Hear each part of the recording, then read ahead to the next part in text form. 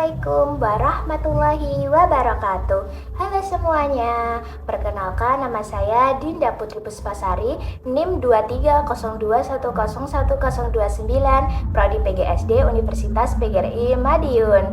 Saya di sini akan menjelaskan sifat-sifat cahaya. Sebelumnya, apakah kalian tahu apa sih cahaya itu? Cahaya adalah energi berbentuk gelombang elektromagnetik yang kasat mata dengan panjang gelombang sekitar 380 sampai 750 nanometer. Gelombang cahaya tidak membutuhkan medium untuk merambat. Itulah sebabnya cahaya dapat merambat meskipun di dalam ruang hampa. Matahari disebut sebagai sumber cahaya karena mampu memancarkan gelombang cahaya. Selain matahari, yang bisa menjadi sumber cahaya misalnya adalah api, obor, lampu, lilin, dan sebagainya. Dari sumber cahaya itulah, cahaya memiliki sifat-sifat yang menjadi karakteristik sebagai gelombang energi yang dibutuhkan oleh manusia. Sifat-sifat cahaya.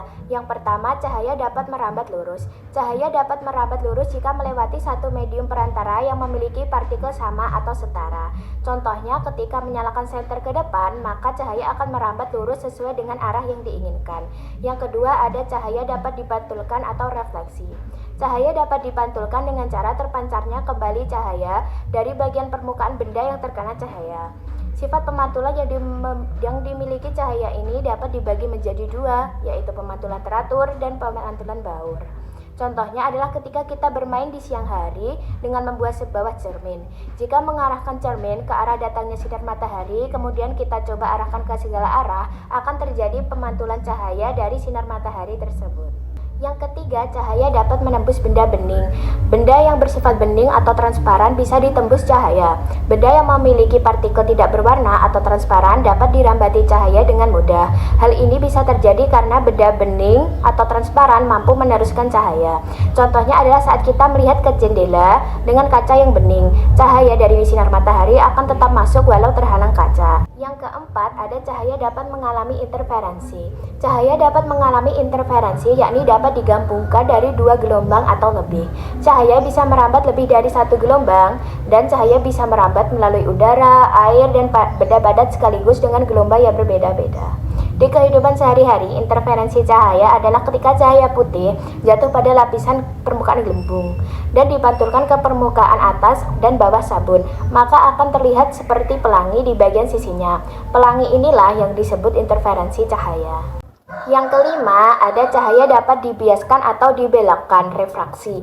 Cahaya dapat dibiaskan ketika cahaya bergerak miring melalui medium yang berbeda kerapatannya, seperti dari udara kemudian melewati air, sehingga cahaya mengalami pembiasan dan pembelokan dalam medium tersebut. Pembiasan cahaya ini oleh manusia dimanfaatkan dalam alat-alat optik. Contoh pembiasan cahaya adalah ketika kita berenang dan memasukkan tongkat ke dalam air. Maka jika dilihat, tongkat tersebut akan nampak lebih besar daripada aslinya. Yang keenam, ada cahaya dapat diuraikan atau dispersi. Cahaya yang diuraikan adalah bentuk pemisahan cahaya dari satu warna ke warna-warna yang berbeda. Penguraian cahaya atau dispersi cahaya terjadi secara alami. Contohnya adalah ketika terjadi pelangi. Warna-warna dalam pelangi tersebut asalnya dari satu warna, yaitu satu warna putih dari cahaya matahari. Akan tetapi warna putih tersebut dibiaskan oleh titik air hujan, mengakibatkan cahaya putih diuraikan menjadi beberapa macam warna, yaitu warna-warna pelangi. Yang ketujuh, cahaya dapat mengalami difraksi atau pelenturan. Pada bidang yang sempit, cahaya mengalami pelenturan gelombang, yaitu kejadian atau peristiwa pembelokan arah rambat cahaya gelombang karena melewati celah sempit. Contohnya, cahaya bisa masuk pada lubang atau celah sekecil apapun di dalam ruangan. Yang kedelapan, ada cahaya dapat mengalami polarisasi. Cahaya dapat mengalami polarisasi, yakni menyerap sebagian arah getar cahaya sehingga cahaya tersebut dapat kehilangan arah getarnya sebagian.